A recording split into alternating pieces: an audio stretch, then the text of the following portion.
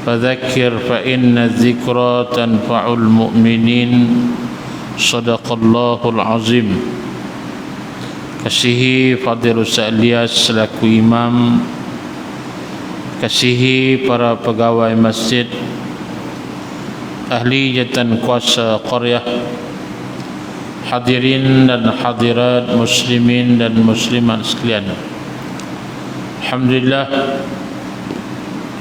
marilah sama-sama kita mengucapkan syukur kepada Allah kerana pada malam ini kita diberikan kesempatan.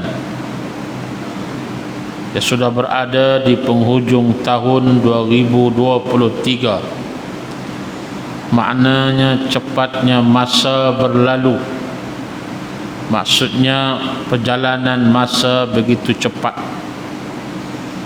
Maka menjadi kewajipan kita untuk mengisi dan memanfaatkan masa yang dianugerahkan Allah dengan sebaiknya, dengan amal saleh dan mencari bekalan yang sebanyaknya untuk kita bertemu dengan Allah Ta'ala.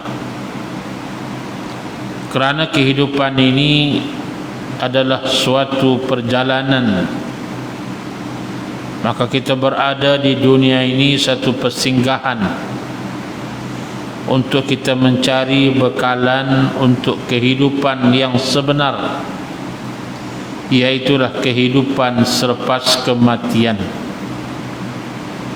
Beruntunglah mereka yang bersiap dengan bekalan yang banyak untuk mereka manfaatkan pada hari kebangkitan kelak. InsyaAllah kita doakan segala amal kita ini menjadi bekalan yang dikira oleh Allah Ta'ala, insyaAllah. Hadirin muslimin dan muslimat sekalian, kita sambung muka surat 84, di mana kita masih lagi berada dalam tajuk besarnya, saya mesti menguasai diri. Iaitulah tajuk yang berkaitan dengan bagaimana kita nak menguasai diri kita daripada gangguan-gangguan yang boleh merosakkan kita. Iaitulah musuh yang kita tidak nampak, iaitulah yang disebut sebagai syaitan. Qala al-musannifu rahimahullahu ta'ala, cara-cara menghalang godaan syaitan.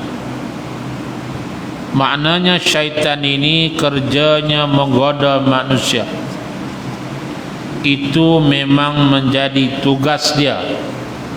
Kerja dia ialah untuk merosakkan manusia. Tinggal lagi bagaimana manusia dapat menghalang dan tidak mengikut godaan tersebut. Bagi membantu manusia menghadapi hasutan syaitan dan serangan iblis, Islam telah menunjukkan kepada manusia berbagai perkara yang dapat membantunya bertahan menghadapi pertarungan dengan syaitan, seterusnya berjaya menewaskan musuh ketatnya itu. Maksudnya, kata pengarang, iblis dan syaitan ini sentiasa berusaha untuk menggoda dan menghasut manusia. Kita baca sejarahnya, bila mana mereka dikeluarkan iblis ini daripada syurga, bila mana dia ingkar perintah Allah, maka dia menyebut secara jelas dan tegas la udillan nas ajma'ina illa al-muttaqin. Aku, kata Iblis, akan menyesatkan manusia. Itu janji dia, kecuali orang-orang yang bertakwa sahaja. Maknanya orang yang berjaya mengelak daripada gangguan iblis itu adalah orang-orang yang bertakwa. Islam telah menunjukkan kepada manusia cara bagaimana untuk kita dapat menghadapi tipu daya syaitan itu. Seterusnya menewaskannya, yakni mengalahkan akan serangan-serangan yang dilakukan oleh musuh kita. Cara tersebut telah dirumuskan oleh seorang daripada para salihin dengan katanya, saya telah merenung dan memikirkan cara-cara dari pintu manakah syaitan itu masuk ke dalam diri manusia. Ternyata ia masuk dalam diri manusia melalui 10 pintu. Maknanya dia goda kita dengan cara masuk dalam diri kita tu dengan 10 saluran, 10 lubang, 10 pintu dia. Maknanya bila kita kenal lubang tersebut, kita tutup rapat, jangan bagi dia masuk. Kita kenal pintunya, kita kunci rapat, jangan bagi dia masuk. Maka bila kita jaga 10 lubang dan peluang syaitan ini, mudah-mudahan kita terhindar daripada gangguan dia, rayuan dia, godaan dia, sehingga kita hidup dalam keadaan yang diredai oleh Allah Ta'ala. Yang pertama katanya melalui jalan tamak, sifat tamak, haloba. Makna nafsu kita ini ada penyakit tamak, tak cukup dengan apa yang ada, nak lebih, nak ambil hak orang, sehingga sanggup menzalimi dan menganiayai manusia yang lain.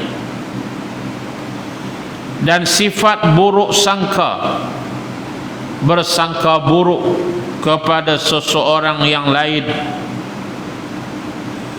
Maka aku hadapi dengan sifat menaruh kepercayaan. Sifat buruk sangka yang disebut su'uzzan, bersangka buruk, dengan kita bersangka baik. Ini bila ada benda yang boleh dianggap sebagai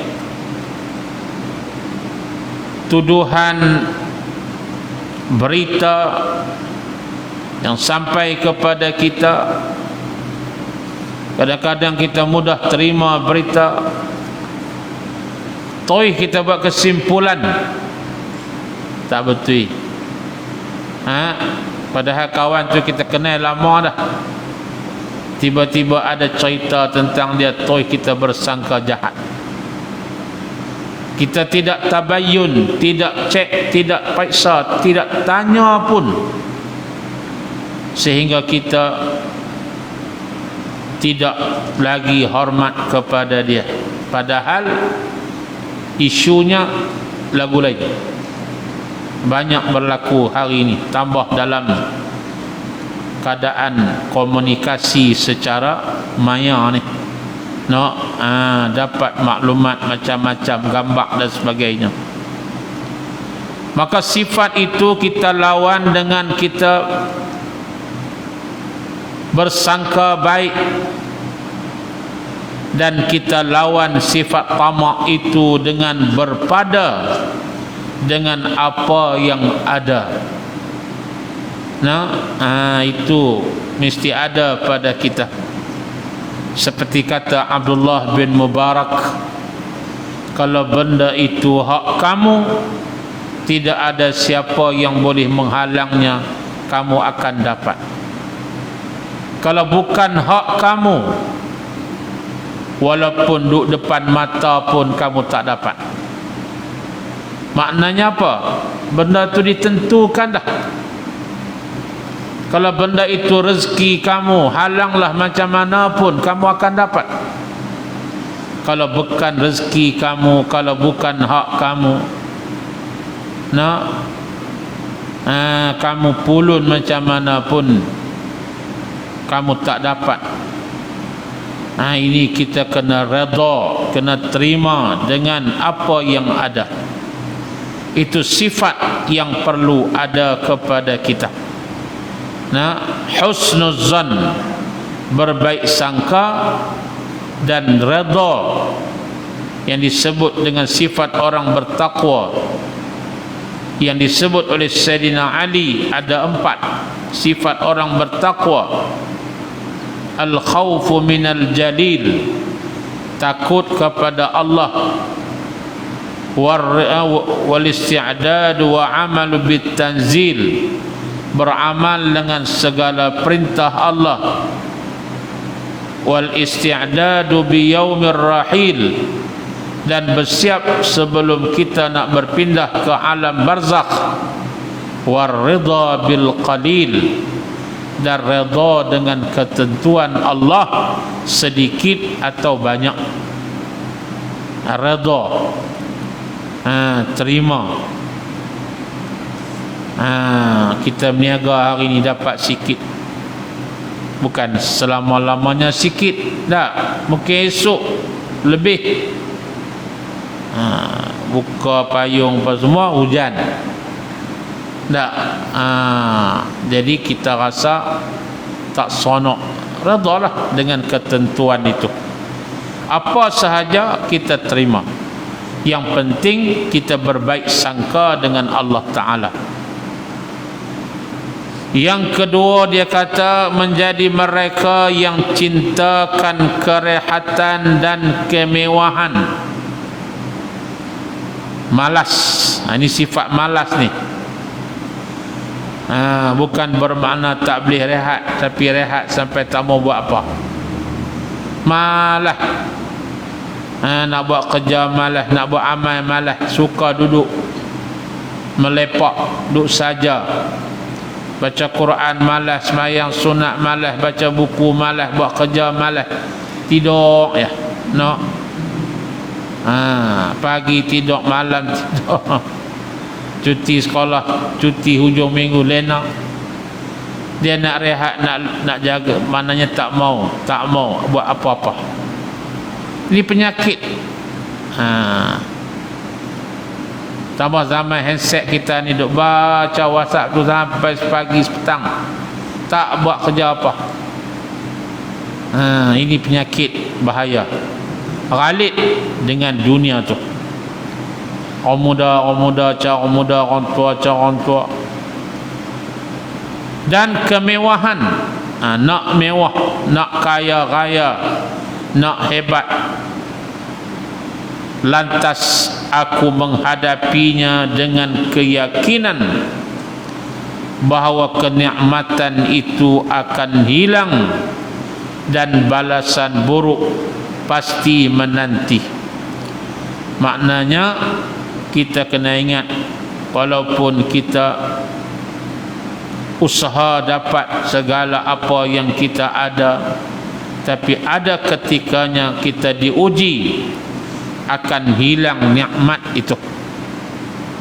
Jangan kita anggap nikmat yang kita ada hari ini kekal selamanya, tidak. Sebab semua itu pinjaman Allah. Apa yang ada itu adalah pinjaman Allah. Sebab tu kita tengok sahabat-sahabat kita di Gaza, mereka hebat, hilang rumah, hilang segalanya, tapi apa yang hebat, mereka tenang. Bila ditanya kenapa kamu tenang, kenapa kamu tak menangis, dia kata semua itu milkullah, semua itu milik Allah. Kamu tak sedih keluarga kamu mati, mereka gembira, mati masuk syurga, mati syahid. Kami menunggu giliran, kami masih hidup, kami teruskan kehidupan. Mereka yang mati, mereka hidup dalam syurga, mereka yakin. Nah, itu yang orang pelik. 52 hari perang, nisbah kita kata bom ni 1000 tan dah. 1000 tan, bukan ratus ribu. Lunyai. Tapi penduduk Gaza tetap masih berada di sana. Mereka boleh hidup dengan kepungan segala kelengkapan prasarana dan sebagainya tak ada. Air tak ada, gas tak ada. Genting Allah turunkan hujan, mereka boleh minum air itu tersebut. Hari ini air tak ada. Israel pam air daripada laut untuk masukkan dalam terowong-terowong. Akhirnya dalam berita semalam, air itu tersebut bila masuk dalam terowong, air tu dia menjadi air tawar. Masin tu dia jadi tawar. Pasal apa? Melalui proses penyaringan daripada air yang keluar daripada batu-batu yang mereka buh. Daripada terowong tu, air tersebut diproses menjadi air yang mereka boleh minum. Mereka masih boleh bertahan sampai hari ini. Amerika penin, beribu juta dah habis dengan segala bantuan darat, laut, udara, bom dan sebagainya, masih boleh bertahan. Ini yang disebut oleh pemimpin Hamas, kami baru guna 5% daripada senjata kami. Rupanya ada lagi senjata yang banyak yang mereka masih tunggu. Mereka kata kami hanya menggunakan 5,000 orang tentera, kami ada 35,000 lagi. Ini yang menggerunkan Israel. Ini di antara peperangan yang panjang. Sebelum ni seminggu 2 minggu lah 52 hari lah. Ini gambaran, wallahu alam, tanda-tanda kemenangan itu hampir insya-Allah. Allah berikan banyak tanda-tanda itu. Maknanya sifat mereka redha, berbaik sangka dengan Tuhan. Mereka tak merasakan apa yang mereka ada itu milik mereka. Rumah-rumah bukan milik mereka. Kita punya harta, kereta, rumah, semua itu kita ni hanya sementara saja, bukan yang dibawa kepada alam barzakh. Kata Nabi, yutbi'ur rajula mayyit, yang ikut manusia ke kubur itu 3: hartanya, anaknya, amalnya. Fayarja'u snain, dan pulang 2, harta dan anak balik, yang kekal amal saja. ikut pi kubur 3, anak pun ikut, kereta pun ikut, sampai kubur. Yang tinggal hanya amal, anak, kereta, apa pun balik. Dia tak ada situ. Yang kekal adalah amalan kita. Yang keempat, penyakit yang boleh membuka pintu kepada syaitan itu ialah merasa kagum. Dia panggil heran pada diri dia. Dia bangga dengan diri dia. Dia rasa dia hebat. Dia rasa yang paling bagus. Dia paling rajin. Dia paling buat banyak amal. Dialah yang hebat. Dialah itu. Dialah ini. Dia bangga diri dia sendiri. Lantas saya menghadapinya dengan rasa terhutang budi kepada Allah dan kepada akibat yang buruk. Dia panggil penyakit ujub, heran pada diri kita. Aku rajin bagi sedekah, aku rajin baca Quran, orang lain semua malah. Jangan kita duk heran lagu tu. Sebab tu kita buat amal ni, jangan duk ingat dah amalan kita tu, jangan duk rasa hebat. Pasal apa? Banding dengan nikmat Allah, terlalu sedikit amalan kita. Nikmat Tuhan bagi pada kita ni banyak sangat, tapi amal kita sikit sangat. Jadi kita jangan duk rasa hebat, jangan duk rasa lebih. Malah kita kena rasa tak cukup amalan-amalan yang kita buat. Kita buat ibadat, amalan kita banyak lagi apa? Jihad tak banyak. Sebab tu sahabat Nabi ibadat dan jihad. Sebab tu penduduk Gaza ibadat mereka dan jihad mereka. Kita ibadat dan jihad. Jihad ni tak banyak banding dengan mereka sana. Sebab tu kalau kita nak ukur perjuangan mereka terlalu jauh.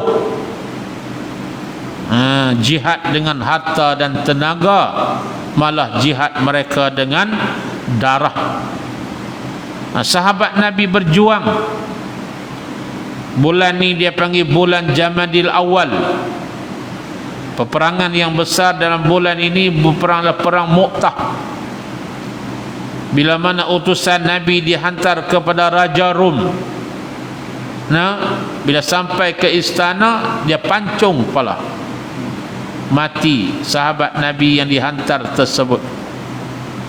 Nabi mendapat berita itu, Nabi kata kita kena bela saudara kita. Mereka tidak hormat negara Madinah. Akhirnya Nabi pun kumpullah sahabat, 3,000 orang sahabat.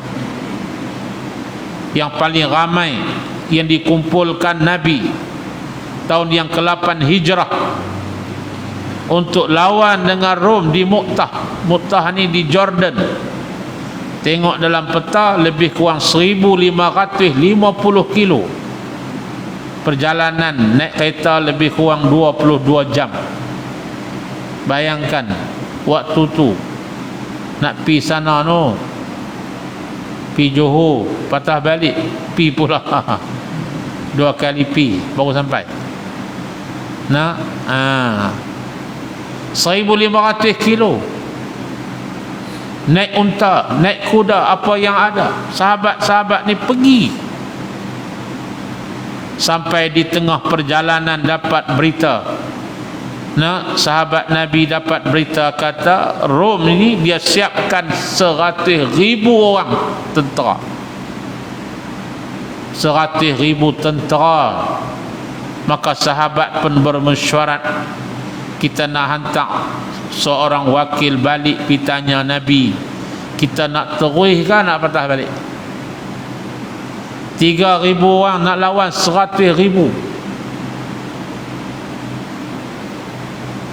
Mereka pun tak berani nak pi, takut kalau tanya pendapat. Nabi kata balik ke lagu manakah, mesyuaratlah. Ketika itulah seorang sahabat yang hebat Nama dia apa? Abdullah bin Rawahah. Dia kata, wallahi ya qaum, demi Allah wahai kaum, apakah mati itu yang kamu takut? Tak, yang wah-wah ni sebab kamu takut mati kah? Tak. Dia sebut, kita berjuang ini kerana agama, hadzal din, kerana Islam, dan kita abaikan jumlah mereka, kekuatan mereka, adadin wala kasratin, banyak ke sikit ke, canggih ke tak canggih ke. Dan dia kata apa? Kita berjuang ini, kita akan mendapat salah satu daripada dua kegembiraan, sama ada kita menang ataupun kita mati syahid. Jangan bimbang, biar pi lah, lepas banyak mana pun kita pi, tawakal. Pasal apa? Kita akan dapat salah satu daripada dua kegembiraan di dunia. Kalau kita menang, kalau kita mati syahid. Inilah yang menjadi ucapan tokoh yang disebut Abu Ubaidah, yang menjadi juru cakap dalam perang di Gaza ni. Bila kita tengok ucapan dia, dia akan sebut di akhir ucapan dia, wa imma syahadah wa imma nasr wa imma syahadah. Kami berjuang sama ada menang ataupun mati syahid. Ini dia menjadi satu cogan kata. Maka sahabat Nabi pun tawakal pi perang. Sahabat yang pertama mati, panglima kedua mati, panglima ketiga mati, sampailah kepada Khalid Al-Walid. Dia atok serangan strategi, akhirnya Rom cempera dengan strateginya, akhirnya Rom pun unduk. Mereka mengaku kalah. Hebat, no? 3,000 orang lawan 100,000. Pesahabat pun balik ke Madinah. Kemudian pada zaman Sayyidina Umar, misi untuk menundukkan, untuk mengalahkan Rom dan Parsi diteruskan sehingga berjaya menundukkan mereka. Jadi apa yang kita nak faham di sini ialah hati mereka tu yakin kepada Allah dan tak takut kepada kematian. Mana hatinya bulat tauhid kepada Allah Azza wa Jalla. Samalah juga kita dalam apa juga amalan kita, jangan ada perasaan bangga diri kepada amalan kita.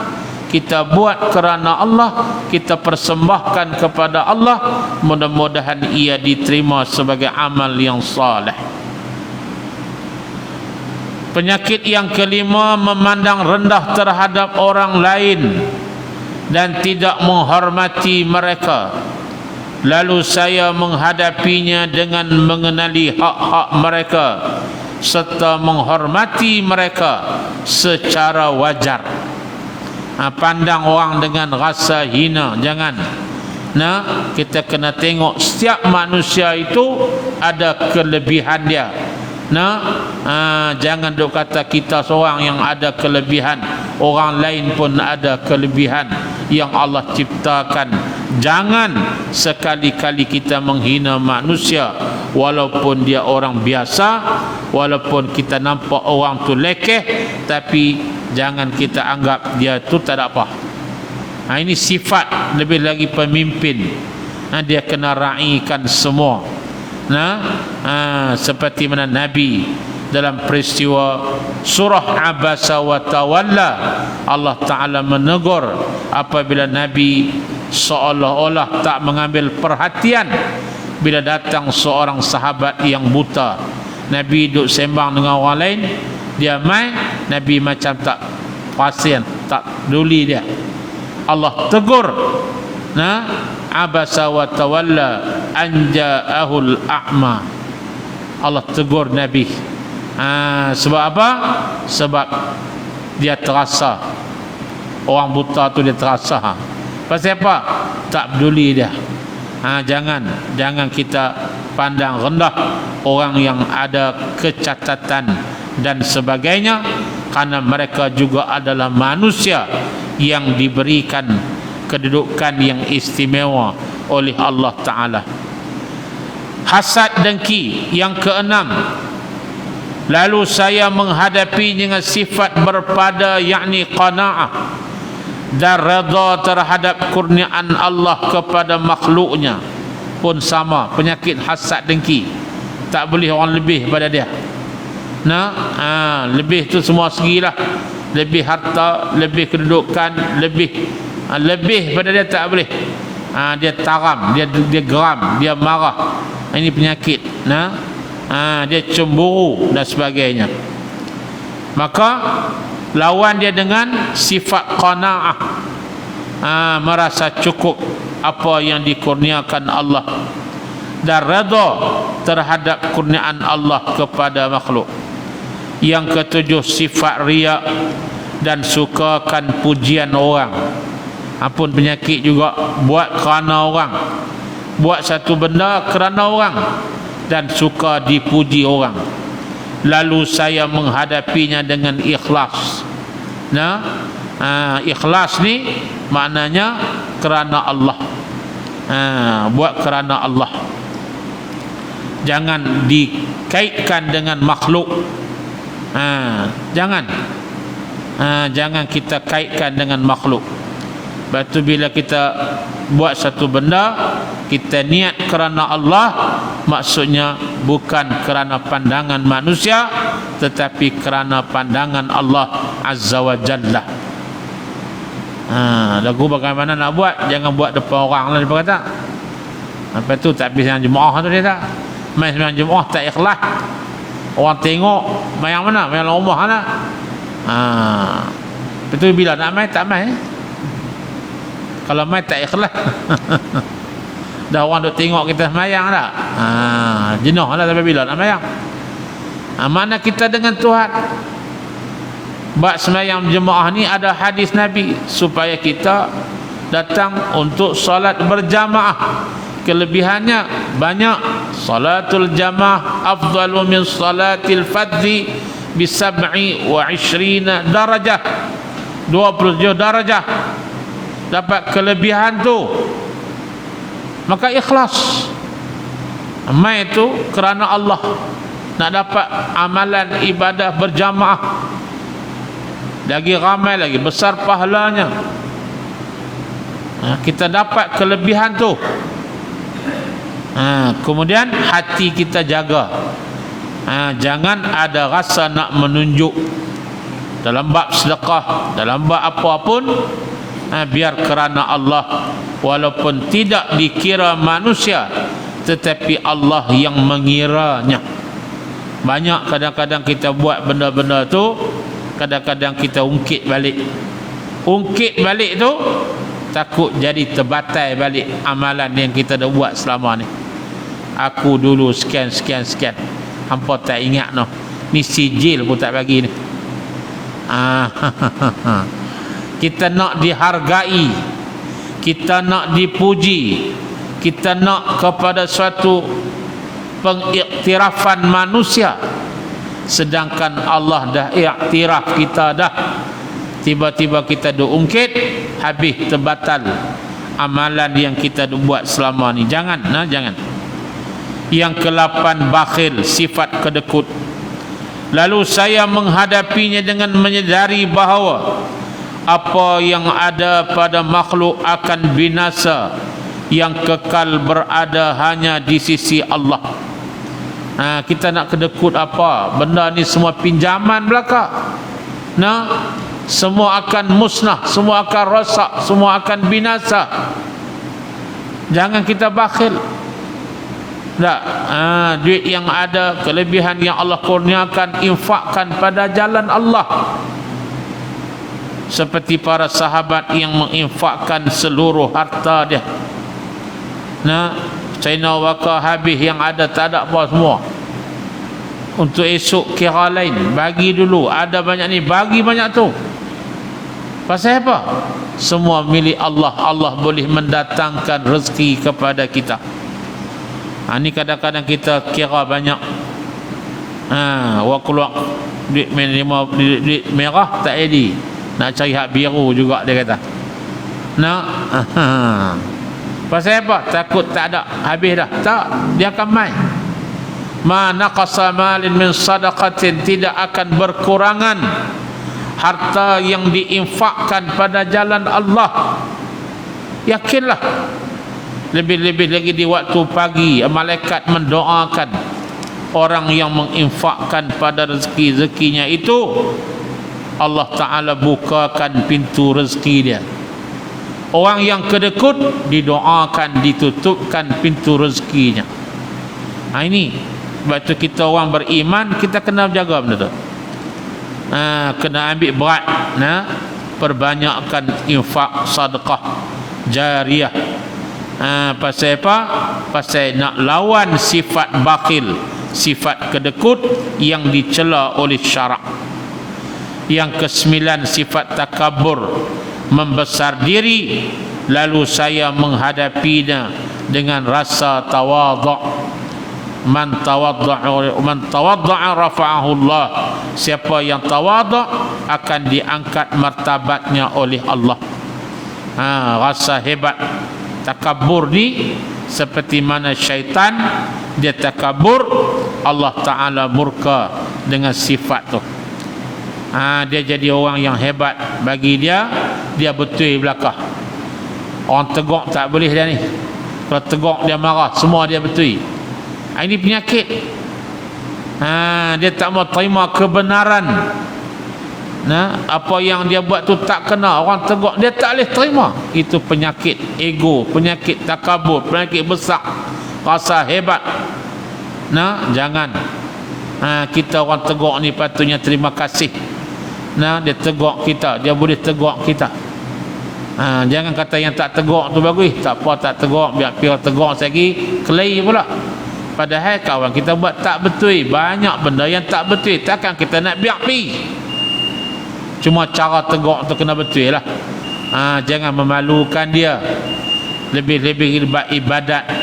Tengok kawan kita semayang tak betul, dia sujud pacak kaki. Nak tegak bukan mudah tu. Supaya perbetulkan cara sujud. Dalam rukun semayang ni, bab sujud tu kadang-kadang payah. Yang lain boleh gagah lagi, tang sujud dia bagi sempurna sujud. Kemudian rokok, bagi sempurna rokok. Semua tu perlu kepada ilmu. Kadang-kadang ada kawan yang memang dia tak mengaji sangat, walaupun dia rajin beramal, tapi tak betul, kita kena tegur. Nak selamatkan amal dia supaya diterima oleh Allah Ta'ala. Jadi maksudnya orang yang tawaduk, dia tak apa. Dia tak rasa apa, dia tak rasa malu dan sebagainya. Ini sifat yang perlu ada kepada kita. Kemudian yang terakhir ialah sifat tamak halaba. Lalu saya menghadapinya dengan mempercayai ganjaran yang disediakan di sisi Allah dan tidak tamak terhadap apa yang ada di sisi manusia. Maknanya sifat tamak, seperti mana yang disebutkan tadi, penyakit tak puas apa yang ada, tak cukup-cukup apa yang dikurniakan. Orang macam ni dia bernafsu besar. Nafsu tu dia ada rasa tak cukup, apa pun nak boleh dapat kat dia. Ini penyakit. Seperti mana kata Nabi, manusia itu tak cukup walaupun diberikan satu lembah emas sekalipun, dia nak dua lembah. Ada dah nak lagi, adalah nak lagi, tak cukup lagi, tak puas. Ini penyakit manusia yang bahaya.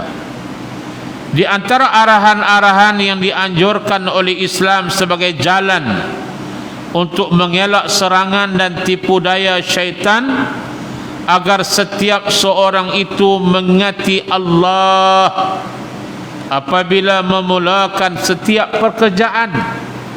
Ingat Allah, baik itu jangan lupa zikir pada Allah.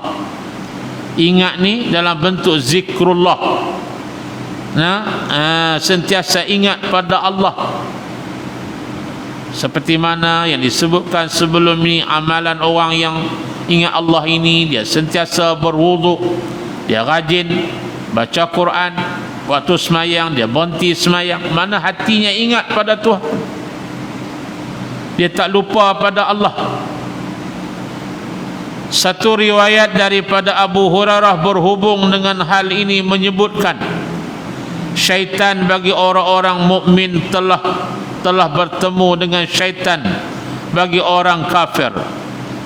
Lalu didapati syaitan bagi orang kafir dalam keadaan gemuk montel, sedangkan syaitan bagi orang mukmin dalam keadaan kurus kering, bertelanjang dan kusut masai. Lalu syaitan bagi orang kafir itu bertanya kepada syaitan orang mukmin, "Kenapa kamu semua kurus?" Lalu ia menjawab, "Aku bersama seorang lelaki, apabila makan dia menyebut nama Allah, lalu aku terus kelaparan. Bila dia nak makan dia sebut nama Tuhan, maka aku pun tak boleh tumpang sama. Apabila ia minum dia menyebut nama Allah, maka aku pun tak boleh minum sekali. Aku pun dahaga. Apabila ia pakai pakaian dia menyebut nama Allah, menyebabkan aku terus bertelanjang. Apabila dia memakai minyak rambut juga ia menyebut nama Allah, menyebabkan aku terus kusut masai." Kemudian syaitan bagi orang kafir berkata, "Tetapi aku bersama lelaki yang tidak berbuat demikian sedikit pun, maka bolehlah aku kongsi bersamanya makan, aku kongsi minuman, pakaian dan segalanya." Benarlah. Baik itu Nabi minta kalau boleh amalan kita banyakkan dengan doa. Yang kita doa baca, anak-anak kita doa baca, cucu-cucu kita doa hafal. Tak, baca doa ni sabar-sabi ada doa. Naik kenderaan, masuk rumah, masuk jambat, keluar daripada jambat, jumpa bukit, bukau, gunung, gayang, ada doa dia. Tengok cermin, ada doa dia. Pakai baju, pakai pakaian baru, ada doa dia. Itu semua untuk apa? Untuk ingat kepada Allah. Bila ingat kepada Allah, syaitan pun tak boleh tumpang sama dengan kita. Mana hati kita tu sentiasa ingat kepada Allah. Di antara cara untuk dijadikan kubu pertahanan menghadapi daya dan tipu daya dan godaan syaitan ialah dengan cara, dia ada 3 cara. Yang pertama, jangan terlalu kenyang apabila makan, sekalipun menghadapi makanan yang baik dan halal, kerana Allah berfirman, "Wa kulu washrabu wa la tusrifu innahu la yuhibbul musrifin." Jangan terlalu banyak makan dan minumlah, tapi jangan kamu berlebihan, jangan kamu membazir.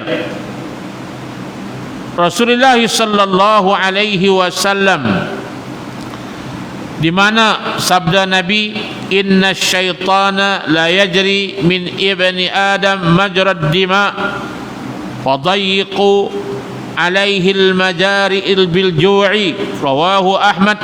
Sesungguhnya syaitan itu berjalan dalam tubuh anak Adam mengikut perjalanan darah.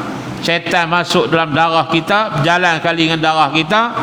Oleh itu sempitkanlah pintu-pintu untuk syaitan itu masuk dalam jasad kita itu dengan membanyakkan lapar. Maknanya apa? Banyak puasa. Ini yang lemah kita ni. Bab puasa ni lemah sikitlah. Bab nak jaga makan, niat tu niat dah tapi tak boleh. Lalu kedai tu tak lepas pi nak singgah juga. Kawan ajak pula belanja pula, pakai dak lah. Apa tu, ini benda-benda besar yang boleh kita buat. Isnin Khamis cuba insya-Allah. Cuba pakat laki bini dan sebagainya, satu rumah. menjadi amalan. Perbanyakkan puasa, karena dengan banyak lapar itu akan dapat menyempitkan pintu syaitan masuk dalam darah kita. Yang kedua, rajin membaca Quran, berzikir, ingat Allah dan memohon keampunan seperti mana yang disuruh oleh Rasulullah, inna syaitana wadi'u khurtumahu ala qalbi ibn Adam fa in huwa dzakara Allah ta'ala khanas wa in nasiya Allah attaqama qalbah